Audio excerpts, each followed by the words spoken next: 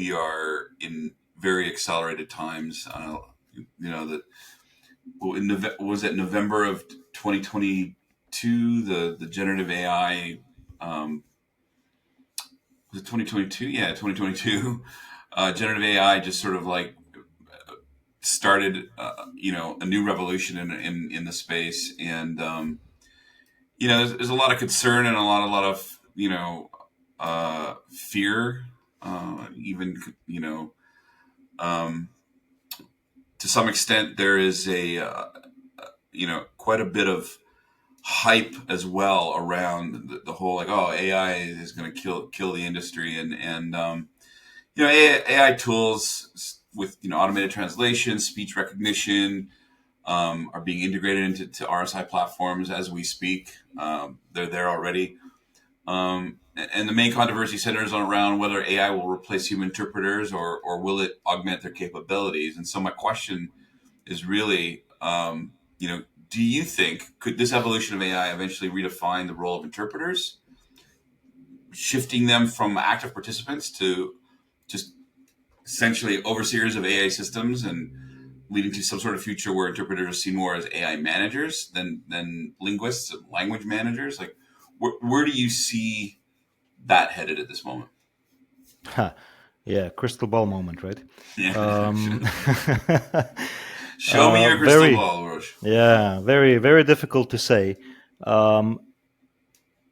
I think one thing, I just read that yesterday, is that the big new thing in large language models is contextualization. And I think that is a very, very important thing, because that actually means ring fencing, right? The knowledge base that your AI accesses in order to interpret, translate, whatever we say it does, right? And that's fine and well if you're doing a scientific conference on a very narrow topic. But then you've got the keynote speaker who comes in and does a random joke about yesterday's topical event, and you ring fenced it, so it's not going to work, right? And that's where the human interpreter comes in. And we can always argue that sooner or later, processing power is going to be big enough, information access is going to be quick enough for AI models to be able to do that kind of stuff as well. But I mean, the human and the instinctive experiential reaction that we humans have is something that machines today do not. Yeah. Will they ever have it? I don't know. But at the same time, there's one other thing which I think really plays a very, very important role in this whole formula, is forgiveness. Okay, and you're going to raise your eyebrows, what the hell I'm talking about. But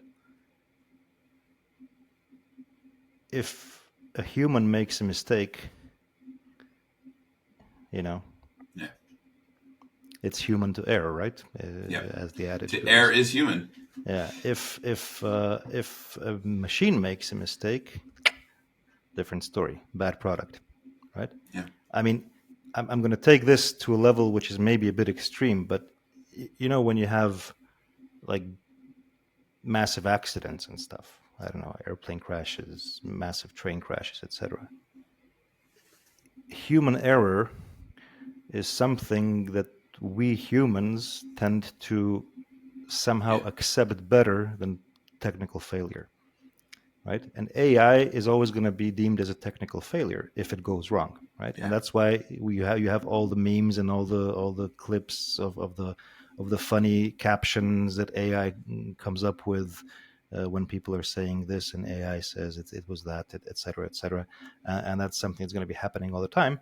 But you have that with people as well. I mean, there are endless little clips of interpreters messing up on the air, that you can find on YouTube and all over the internet. And some of them are to die for. Some of them are just cringe. Some are so embarrassing that you're like, you want to hide when you're watching it and listening to it. But it's all ascribed to humanity, right? It's human to do that. And if we make a mistake, it's either sad or funny or whatever. If a machine makes that mistake, that's unforgivable.